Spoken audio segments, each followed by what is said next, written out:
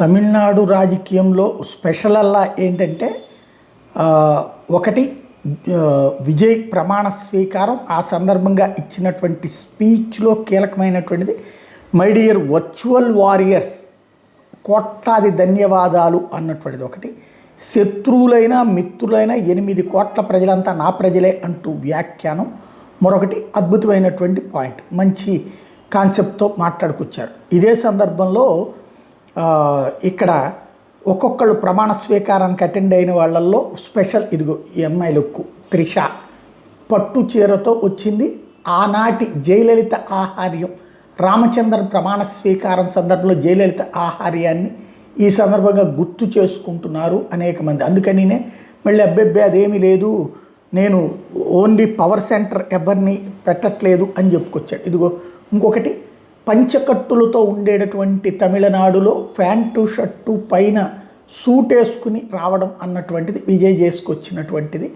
మరొకటి ఆహార్యాన్ని మార్చాడు, ఎవరో ఏదో ఫీల్ అవుతారనేటువంటి ద్రవిడవాదపు సెంటిమెంట్స్ని పక్కన పెట్టి ప్రమాణ స్వీకారం చేయడం అన్నటువంటిది మరొక ఎత్తు.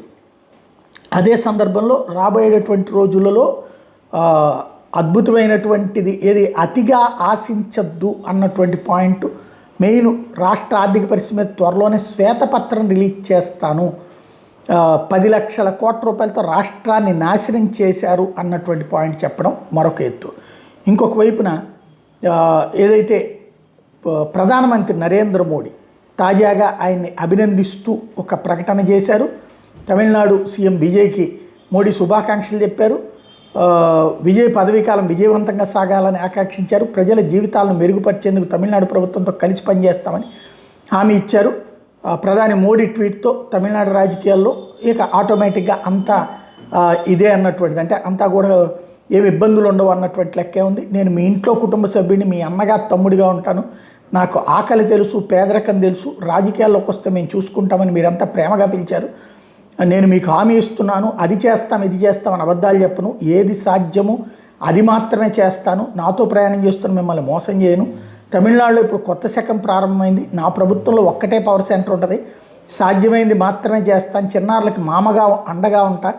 ఇది అస్థిర ప్రభుత్వం కాదు, రాష్ట్ర ఆర్థిక పరిస్థితిపై త్వరలో శ్వేతపత్రం విడుదల చేస్తా. వెన్నంటి ఉన్న యువతకు ధన్యవాదాలు, మీ కళల్ని మీ విజయమామ తీరుస్తాడు. నన్ను అవమానించే వాళ్ళు ఉన్నారు, ఇబ్బంది పెట్టే వాళ్ళు వస్తారు, వాళ్ళంతా కూడా నాకు శ్రేయోభిలాషులే అంటూ చెప్పుకొచ్చారు. అదే సందర్భంలో ఉచిత కరెంటు మీద తొలి సంతకం, మహిళల భద్రత మీద రెండో సంతకం, తమిళనాడులో 200 యూనిట్ల వరకు ఉచిత విద్యుత్తు, అట్లాగే మహిళల భద్రత కోసం షీ టీమ్స్ తరహా ప్రత్యేక విభాగం, డ్రగ్స్కి వ్యతిరేకంగా ఈగల్ తరహా వ్యవస్థ మీద సీఎం సంతకం, మహిళలకు ఉచిత బస్సు ప్రయాణం మీద సీఎం విజయ్ సంతకం అన్నటువంటిది కీలకం.